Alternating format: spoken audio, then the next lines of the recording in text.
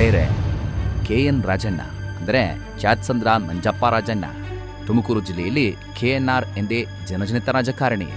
ಈಗ ಮುಖ್ಯಮಂತ್ರಿ ಸಿದ್ದರಾಮಯ್ಯ ಸಂಪುಟದ ಮೋಸ್ಟ್ ಪವರ್ಫುಲ್ ಸಚಿವ, ಸಹಕಾರಿ ಮಂತ್ರಿ, ಎಲ್ಲಕ್ಕಿಂತ ಹೆಚ್ಚಾಗಿ ಸಿದ್ದರಾಮಯ್ಯ ಅವರ ಅತ್ಯಾಪ್ತ ವಲಯದ ಫ್ರಂಟ್ ಲೈನರ್ ಹಾಗೂ ಕಟ್ಟಾ ಬೆಂಬಲಿಗ. ಸಿದ್ದರಾಮಯ್ಯ ಅವರಿಗೆ ರಾಜಣ್ಣನವರ ನಿಷ್ಠೆ ಅಚಲ. ಆ ನಿಷ್ಠೆ ಎಷ್ಟರ ಮಟ್ಟದ್ದು ಎಂದರೆ ಮಂತ್ರಿ ಸ್ಥಾನಕ್ಕೆ ಈಗಲೇ ರಾಜೀನಾಮೆ ಕೊಡು ಎಂದರೂ ಕೊಡುವೆ, ಆದರೆ ಸಿದ್ದರಾಮಯ್ಯ ಅವರ ಪರ ನಾನು ಮಾತನಾಡುವವನೇ, ಯಾರಿಂದರೂ ನನ್ನ ಬಾಯಿ ಮುಚ್ಚಿಸಲು ಸಾಧ್ಯವಿಲ್ಲ ಎನ್ನುವಷ್ಟರ ಮಟ್ಟಿಗೆ. ಇಂತಿಪ್ಪ KN ರಾಜಣ್ಣ ಈಗ ರಾಜ್ಯ ರಾಜಕೀಯದ ಕೇಂದ್ರ ಬಿಂದು. ಮುಖ್ಯಮಂತ್ರಿ ಹುದ್ದೆಗಾಗಿ ಕಾಂಗ್ರೆಸ್ ಪಕ್ಷದಲ್ಲಿ ಆರಂಭವಾಗಿರುವ ಕದನದಲ್ಲಿ ಸಿದ್ದು ಪಡೆಯ ಮಹಾದಂಡ ನಾಯಕರಾಗಿ ಸೇನೆ ಮುನ್ನಡೆಸುತ್ತಿರುವ ರಾಜಣ್ಣ ಅಕ್ಷರಶಃ DCM DK ಶಿವಕುಮಾರ್ ಬಣದ ನಿದ್ದೆಗೆಡಿಸಿದ್ದಾರೆ. ಖುದ್ದು DKಶಿಗೆ ನೇರ ಟಕ್ಕರ್ ಕೊಡುತ್ತಾ ಪ್ರತಿನಿತ್ಯ ದಾಳಿ ಸಂಘಟಿಸುತ್ತಿದ್ದಾರೆ. ಬಿಡು ಬೀಸಾಗಿ ಸಿದ್ದರಾಮಯ್ಯ ಪರ ಬ್ಯಾಟಿಂಗ್ ಮಾಡುತ್ತಾ DKಶಿ ಸೇನೆಯನ್ನು ವಿಚಲಿತಗೊಳಿಸಿದ್ದಾರೆ.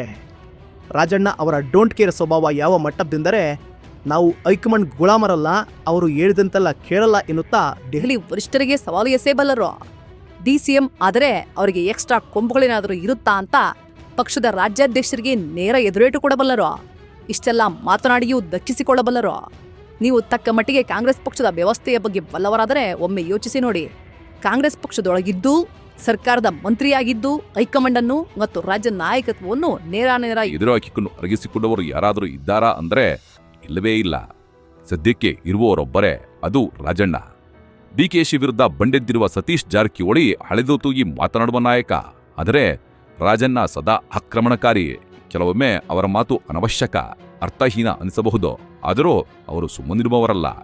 ಇಂತಹ KN ರಾಜಣ್ಣ ಅವರ ಹಿನ್ನೆಲೆ ಏನು? ಅವರ ಗಾಡ್ ಫಾದರ್ ಯಾರು? ಅವರು ರಾಜಕೀಯದಲ್ಲಿ ಬೆಳೆದು ಬಂದಿದ್ದು ಹೇಗೆ? ತುಮಕೂರು ಜಿಲ್ಲೆಯಲ್ಲಿ ಜನಪ್ರಿಯತೆ ಗಳಿಸಿಕೊಂಡು ಸಹಕಾರ ಕ್ಷೇತ್ರವನ್ನು ಅಕ್ಷರಶಃ ರೂಲ್ ಮಾಡುವ ಶಕ್ತಿ ಅವರಿಗೆ ಬಂದಿದ್ದಾದರೂ ಹೇಗೆ ಎಂಬುದು ಅನೇಕರಿಗೆ ತಿಳಿದಿಲ್ಲ. ಈ ಬಗ್ಗೆ ವಿವರವಾಗಿ ತಿಳಿಯೋಣ ಬನ್ನಿ.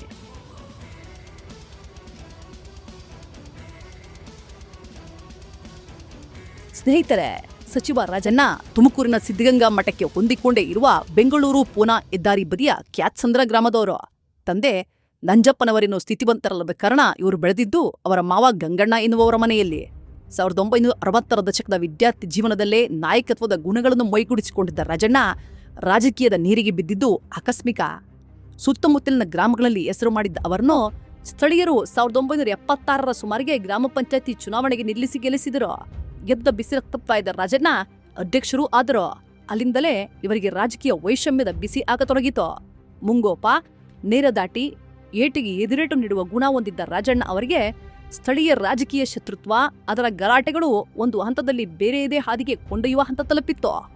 ರಾಜಣ್ಣನವರ ಮಾವ ಗಂಗಣ್ಣ ಅವರ ಮೇಲೆ ನಡೆದಿದ್ದ ಹಲ್ಲೆ, ಕ್ಯಾತ್ಸಂದ್ರ ಉದ್ರಿಕ್ತ ಪರಿಸ್ಥಿತಿಗಳು ರಾಜಣ್ಣ ಮತ್ತವರ ಬೆಂಬಲಿಗರನ್ನು ತಾಲೂಕಿನಿಂದ ಗಡೀಪಾರು ಮಾಡುವ ಮಟ್ಟಕ್ಕೆ ಮುಟ್ಟಿದ್ದವು.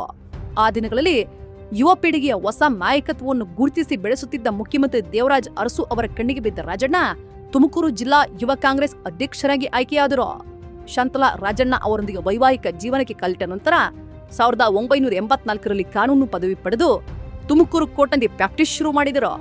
ನಿಜ ಹೇಳಬೇಕೆಂದರೆ KN ರಾಜಣ್ಣ ಆಗ ಯಾವುದೇ ಗಾಡ್ ಫಾದರ್ಗಳ ಆಸರೆಯೇ ಇಲ್ಲದೆ ರಾಜಕಾರಣದ ಈಜಿಗೆ ಬಿದ್ದಿದ್ದರು. ತುಮಕೂರು ಜಿಲ್ಲಾ ರಾಜಕಾರಣ ಬಲಾಢ್ಯ ಸಮುದಾಯಗಳ ಹಿಡಿತದಲ್ಲಿದ್ದ ಕಾಲವದು. ಹೀಗಾಗಿಯೇ ಅವರಿಗೆ 1994ರಲ್ಲಿ ವಿಧಾನಸಭಾ ಚುನಾವಣೆಗೆ ಸ್ಪರ್ಧಿಸಲು ತುಮಕೂರು ಕ್ಷೇತ್ರದ ಕಾಂಗ್ರೆಸ್ ಟಿಕೆಟ್ ಸಿಗಲಿಲ್ಲ. ಬಂಡಾಯವೆದ್ದ ರಾಜಣ್ಣ ಪಕ್ಷೇತರನಾಗಿ ಅಖಾಡಕ್ಕಿಳಿದು ಕಾಂಗ್ರೆಸ್ ಜನತಾದಳ ಎರಡೂ ಪಕ್ಷಗಳಿಗೂ ಬೆವರಿಳಿಸಿದರು. ಕಾಂಗ್ರೆಸ್ನ ಶಫಿ ಅಹಮದ್, ಜನತಾದಳದ ಮಾಜಿ ಮಂತ್ರಿ ಲಕ್ಷ್ಮೀ ನರಸಿಂಹಯ್ಯ ಇಬ್ಬರೂ ಸೋಲುವಂತೆ ಮಾಡಿ ಬಿಜೆಪಿ ಅಭ್ಯರ್ಥಿ ಸೊಗಡು ಶಿವಣ್ಣ ಗೆಲುವಿನ ದಡ ಸೇರಲು ಕಾರಣರಾದರು. ಆಗ KN ರಾಜಣ್ಣ ಪಕ್ಷೇತರರಾಗಿ ಸ್ಪರ್ಧಿಸಿ 25,000ಕ್ಕೂ ಹೆಚ್ಚು ಮತ ಪಡೆದಿದ್ದು ತುಮಕೂರು ರಾಜಕಾರಣಿಗಳನ್ನು ದಂಗಾಗುವಂತೆ ಮಾಡಿತ್ತು. 1998ರ ವೇಳೆಗೆ ಮತ್ತೆ ಕಾಂಗ್ರೆಸ್ ಸೇರಿಕೊಳ್ಳುವ ವೇಳೆಗೆ ತುಮಕೂರು ಜಿಲ್ಲಾ ರಾಜಕಾರಣ ಹಾಗೂ ಕಾಂಗ್ರೆಸ್ ಪಕ್ಷವನ್ನು ನಿಯಂತ್ರಿಸುವ ಮಟ್ಟಕ್ಕೆ ಡಾಕ್ಟರ್ G. ಪರಮೇಶ್ವರ್ ಬೆಳೆದು ನಿಂತಿದ್ದರು. 1989ರಲ್ಲಿ ಹಾಲಿ ಸಚಿವ ರಾಜವರ್ಧನ್ ಅವರನ್ನು ಸೋಲಿಸಿ ವಿಧಾನಸಭೆ ಪ್ರವೇಶಿಸಿದ ಪರಮೇಶ್ವರ್ ವೀರಪ್ಪ ಮೊಯ್ಲಿ ಅವರ ಸಂಪುಟದಲ್ಲಿ ರೇಷ್ಮೆ ಖಾತೆ ಸಚಿವರಾಗಿ ಹೆಸರು ಮಾಡಿದ್ದರು. ಆಗಿನಿಂದಲೇ ರಾಜಣ್ಣ ಮತ್ತು ಪರಮೇಶ್ವರ್ ಅವರ ನಡುವೆ ರಾಜಕೀಯ ಜಂಜಿ ಕುಸ್ತಿ ಆರಂಭವಾಗಿತ್ತು. 1994ರ ಚುನಾವಣೆಯಲ್ಲಿ ತಾವು ಮಧುಗಿರಿಯಲ್ಲಿ ಸೋತ ಪರಮೇಶ್ವರ್ 1998ರ ವೇಳೆಗೆ ಪಕ್ಷದ ಮೇಲೆ ಹಿಡಿತ ಬಿಗಿಗೊಳಿಸಿದ್ದರು. 1998ರಲ್ಲಿ ಸ್ಥಳೀಯ ಸಂಸ್ಥೆಗಳಿಂದ ವಿಧಾನ ಪರಿಷತ್ಗೆ ನಡೆದ ಚುನಾವಣೆಯಲ್ಲಿ KN ರಾಜಣ್ಣ ಕಾಂಗ್ರೆಸ್ ಟಿಕೆಟ್ ಕೇಳಿದರು. ಆದರೆ ಪರಮೇಶ್ವರ್ ಆಗಿನ ಕೆಪಿಸಿಸಿ ಅಧ್ಯಕ್ಷ ಧರ್ಮ್ ಸಿಂಗ್ ಅವರ ಮೇಲೆ ಒತ್ತಡ ಹೇರಿ ತಮ್ಮ ಬೆಂಬಲಿಗ ಮಧುಗಿರಿಯ ಬಿಬಿ ನಾಗರಾಜು ಎಂಬುವರಿಗೆ ಟಿಕೆಟ್ ಕೊಡಿಸಲು ಮುಂದಾಗಿದ್ದರು. ಇನ್ನೇನು ರಾಜಣ್ಣ ಅವರಿಗೆ ಟಿಕೆಟ್ ಮಿಸ್ ಆಗುವುದರಲ್ಲಿತ್ತು. ಕೆರಳಿ ಕೆಪಿಸಿಸಿ ಕಚೇರಿಗೆ ನೂರಾರು ಮಂದಿ ಬೆಂಬಲಿಗರೊಂದಿಗೆ ನುಗ್ಗಿದ ರಾಜಣ್ಣ ಅವತ್ತು ಅಕ್ಷರಶಃ ಕೆಂಡದುಂಡೆಯಾಗಿದ್ದರು. ರಾಜಣ್ಣ ಕದಕ್ ಕಂಡು ದಂಗಾದ ಮುದುಸ್ವಾಮಿ ಧರ್ಮಸಿಂಗ್ ನಿಂತ ಹೆಜ್ಜೆಯಲ್ಲೇ ಬಿ ಫಾರ್ಮ್ ಕೊಟ್ಟು ಕಳಿಸಿದ್ದರು. ಚುನಾವಣೆಗೆ ನಿಂತ ರಾಜಣ್ಣ ಗೆದ್ದು ವಿಧಾನ ಪರಿಷತ್ ತಲುಪಿದ್ದರು.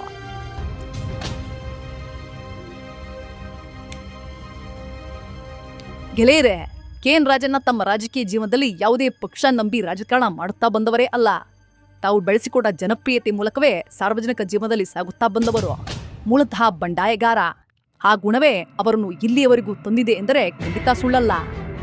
1998ರಿಂದ 2004ರವರೆಗೆ MLC ಆಗಿದ್ದ ರಾಜಣ್ಣ ಸಹಕಾರ ಕ್ಷೇತ್ರದ ಮೇಲೆ ನಿಧಾನವಾಗಿ ಹಿಡಿತ ಸಾಧಿಸತೊಡಗಿದರು.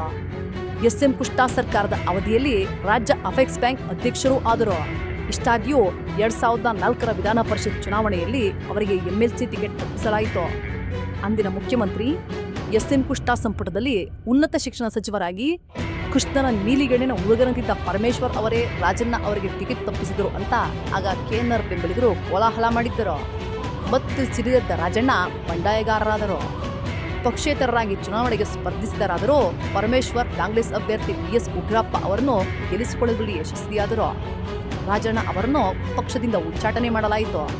ಆಗ ರಾಜಣ್ಣ ಅವರ ರಾಜಕೀಯ ಬದುಕು ಸಮಾಪ್ತಿಯಾಯಿತೆ ಎಂದೇ ಎಲ್ಲರೂ ಭಾವಿಸಿದ್ದರು. ಆದರೆ ಸಹಕಾರ ಕ್ಷೇತ್ರದ ಮೇಲೆ ಸಾಧಿಸಿದ ಹಿಡಿತ ಮತ್ತೆ ರಾಜಣ್ಣ ಅವರನ್ನು ಚಾಲ್ತಿಗೆ ತಂದಿತು. 2004ರ ವಿಧಾನಸಭಾ ಚುನಾವಣೆಯಲ್ಲಿ JDS ಪಕ್ಷ ಸೇರಿದ ರಾಜಣ್ಣ ಅವರಿಗೆ ದೇವೇಗೌಡರು ರಾಜಕೀಯ ಮರುಜೀವ ನೀಡಿದರು. ಆಗ JDS ರಾಜ್ಯಾಧ್ಯಕ್ಷರಾಗಿದ್ದ ಸಿದ್ದರಾಮಯ್ಯ ಅವರ ನೆರವಿನಿಂದಲೇ ಬೆಳ್ಳಾವಿ ಕ್ಷೇತ್ರದ ಟಿಕೆಟ್ ಪಡೆದ ರಾಜಣ್ಣ ಅಂದು ಸೋತಿದ್ದರೆ ಅಲ್ಲಿಗೆ ಅವರ ರಾಜಕೀಯ ಬದುಕೆ ಮುಗಿದು ಹೋಗುತ್ತಿತ್ತೇನೋ. ಆದರೆ ಅದಾಗಲಿಲ್ಲ. ಬಿರುಸಿನ ತ್ರಿಕೋನ ಸ್ಪರ್ಧೆ ಇದ್ದ ಬೆಳ್ಳಾವಿ ಅತ್ತಾಡಕ್ಕೆ ಪ್ರಚಾರದ ಕೊನೆಯ ದಿನ ಎಂಟ್ರಿ ಹೊಡೆದ ದೇವೇಗೌಡರು ಮಧುಗಿರಿ ತಾಲೂಕಿನ ಒಕ್ಕಲಿಗ ಬಾಹುಳ್ಯದ ದೊಡ್ಡೇರಿ ಹೋಬಳಿಯಲ್ಲಿ ದೊಡ್ಡ ಅಂತರದ ಲೀಡ್ ಸಿಗುವಂತೆ ಮಾಡಿಬಿಟ್ಟರು. ರಾಜಣ್ಣ ಮತ ಎಣಿಕೆಯ ಕೊನೆಯ ಸುತ್ತುವಳಿಯಲ್ಲಿ ಗೆದ್ದೇ ಬಿಟ್ಟರು. ಅವರ ಅದೃಷ್ಟಕ್ಕೆ ರಾಜ್ಯದಲ್ಲಿ JDS ಕಾಂಗ್ರೆಸ್ ಸರ್ಕಾರವೇ ಕರಕ್ಕೆ ಬಂದು ಬಿಟ್ಟಿತು. ಮತ್ತೊಂದು ಕಡೆ ಮಧುಗಿರಿಯಲ್ಲಿ ಗೆದ್ದರೂ ಮಂತ್ರಿ ಸ್ಥಾನ ಪಡೆಯುವಲ್ಲಿ ಪರಮೇಶ್ವರ್ ವಿಫಲರಾಗಿದ್ದು ತುಮಕೂರು ರಾಜಕಾರಣದಲ್ಲಿ ಮೊದಲ ಬಾರಿಗೆ ರಾಜಣ್ಣ ಮೇಲುಗೈ ಸಾಧಿಸಲು ಕಾರಣವಾಯಿತು. ಧರ್ಮಸಿಂಗ್ ಸರ್ಕಾರದ ಪತನದ ನಂತರ ಕುಮಾರಸ್ವಾಮಿ ಅವರ ಜೊತೆ ಗುರುತಿಸಿಕೊಂಡಿದ್ದ ರಾಜಣ್ಣ ಆರ್ಥಿಕವಾಗಿಯೂ ಸಬಲರಾದರು. ರಾಜಣ್ಣ ಅವರು ತಮ್ಮ ಮಗನಿಗೆ ಕೆಲಸವಿಲ್ಲ ಅಂತ ನನ್ನಿಂದ ಚಿಕ್ಕನಾಯಕನಹಳ್ಳಿ ತಾಲೂಕಿನಲ್ಲಿ ಮೈನಿಂಗ್ ಮಂಜೂರು ಮಾಡಿಸಿಕೊಂಡರು ಅಂತ ಮುಂದೆ ಕುಮಾರಸ್ವಾಮಿ ಅವರೇ ಮಾಧ್ಯಮಗಳಿಗೆ ಹೇಳಿಕೆ ನೀಡಿದ್ದೂ ಆಯಿತು.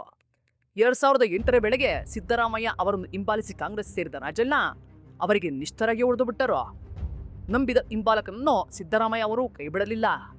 ಕ್ಷೇತ್ರ ಪುನರ್ವಿಂಗಡಣೆ ನಂತರ ಬೆಳಗಾವಿ ಕ್ಷೇತ್ರ ಕಳೆದುಕೊಂಡ ರಾಜಣ್ಣ ಅವರಿಗೆ ಮಧುಗಿರಿ ಟಿಕೆಟ್ ಕೊಡಿಸಿದರು. 2008ರ ಚುನಾವಣೆ, 2009ರ ಉಪಚುನಾವಣೆಯಲ್ಲಿ ಸೋತರೂ 2013ರಲ್ಲಿ ಮತ್ತೆ ಟಿಕೆಟ್ ಕೊಡಿಸಿದರು. 2018ರಲ್ಲಿ ಮತ್ತೆ ಸೋತಾಗಲೂ ಕೈ ಹಿಡಿದರು.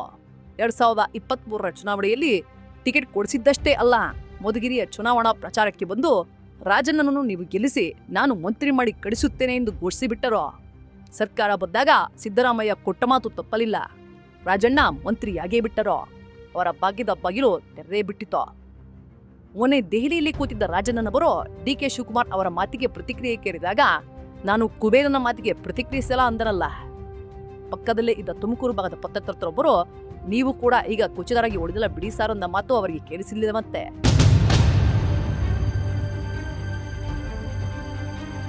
ಮಿತ್ರರೇ, ಈಗ ಸಹಕಾರ ಸಚಿವರಾಗಿರುವ KN ರಾಜಣ್ಣ ಮತ್ತು ಗೃಹ ಸಚಿವರಾಗಿರುವ ಡಾಕ್ಟರ್ G ಪರಮೇಶ್ವರ್ ಅವರ ನಡುವಿನ ಪುರಾತನ ರಾಜಕೀಯ ಜಿದ್ದಾಜಿದ್ದಿ ಇಡೀ ರಾಜ್ಯಕ್ಕೆ ಗೊತ್ತಿರುವಂತದ್ದು. 2018ರ ಚುನಾವಣೆಯಲ್ಲಿ ತಾವು ಸೋತು ಪರಮೇಶ್ವರ್ ಕುಮಾರಸ್ವಾಮಿ ಸರ್ಕಾರದ ಉಪಮುಖ್ಯಮಂತ್ರಿಯಾದಾಗ ಮತ್ತೆ ರಾಜಣ್ಣ ರಾಜಕೀಯ ಅಸ್ತಿತ್ವ ಕಳೆದುಕೊಳ್ಳುವ ಆತಂಕದಲ್ಲಿದ್ದರು. ಆಗಲೂ ಅವರ ಕೈ ಹಿಡಿದಿದ್ದು ಕೂಡ ಸಿಎಂ ಸಿದ್ದರಾಮಯ್ಯ. ಮುಖ್ಯಮಂತ್ರಿ ಹುದ್ದೆ ಅಭ್ಯರ್ಥಿಯಾಗಿದ್ದ ಪರಮೇಶ್ವರ್ ಅವರ ರಾಜಕೀಯ ದಾಟಕ್ಕೆ ಚೆಕ್ಮೇಟ್ ಇಡಲು ಸಿಎಂ ಬಣಕ್ಕೆ ರಾಜಣ್ಣ ಸಾರಥಿಯಾದರು. ಜೀರೋ ಟ್ರಾಫಿಕ್ ಮಂತ್ರಿ ಎನ್ನುತ್ತಾ ಪರಮೇಶ್ವರ್ ಅವರ ಮೇಲೆ ನಿರಂತರ ಟೀಕಾಸ್ತ್ರ ಪ್ರಯೋಗಿಸುತ್ತಿದ್ದರು. ಈಗ ಸಿದ್ದರಾಮಯ್ಯ ಸೇನೆಯ ಮಹಾ ಬೆಂದನಾಯಕರೇ ಆಗಿ ಹೋಗಿರುವ ರಾಜಣ್ಣ ಬದಲಾದ ರಾಜಕೀಯ ಸನ್ನಿವೇಶದಲ್ಲಿ DK ಶಿವಕುಮಾರ್ ಅವರಿಗೆ ಚೆಕ್ಮೇಟ್ ಇಡುತ್ತಿದ್ದಾರೆ. ಬಂಡೆಯಾಗಿದ್ದ ನಾನು ಉಳಿಪೆಟ್ಟು ತಿಂದು ಮೂರ್ತಿ ರೂಪ ಪಡೆದವನು ಎಂದು DK ಶಿವಕುಮಾರ್ ಆಗಾಗ ಹೇಳುತ್ತಿರುತ್ತಾರೆ. ರಾಜಣ್ಣ ತುಮಕೂರು ರಾಜಕಾರಣದ ಡೈನಾಮಿಟ್ ಪೆಟ್ಟು ತಿಂದು ಬದುಕುಳಿದವರು ಎಂಬುದು ಅವರಿಗೂ ಗೊತ್ತಿದೆ. ಆದರೆ ರಾಜಣ್ಣ ವಿರುದ್ಧ ಕೆಂಡಾಮಂಡನಗೊಂಡಿರುವ DKಶಿ ಬಣ ಅವರ ವಿರುದ್ಧ ಕ್ರಮ ಕೈಗೊಳ್ಳುವಂತೆ, ಸಚಿವ ಸ್ಥಾನದಿಂದ ಕಿತ್ತೊಗೆಯುವಂತೆ ಹೈಕಮಾಂಡ್ಗೆ ಒತ್ತಾಯಿಸತೊಡಗಿದೆ. ರಾಜಣ್ಣ ಎಂದಿನಂತೆ ಡೋಂಟ್ ಕೇರ್. ಅವರ ನಿಷ್ಠೆ ಸಿದ್ದರಾಮಯ್ಯನವರಿಗೆ. ಮತ್ತು ಸಿದ್ದರಾಮಯ್ಯನವರಿಗೆ ಮಾತ್ರ. ಇದು ಇವತ್ತಿನ ವಿಶೇಷ. ಮತ್ತೊಂದು ವಿಡಿಯೋದೊಂದಿಗೆ ನಿಮ್ಮ ಮುಂದೆ ಬರುತ್ತೇವೆ. ನಮಸ್ಕಾರ.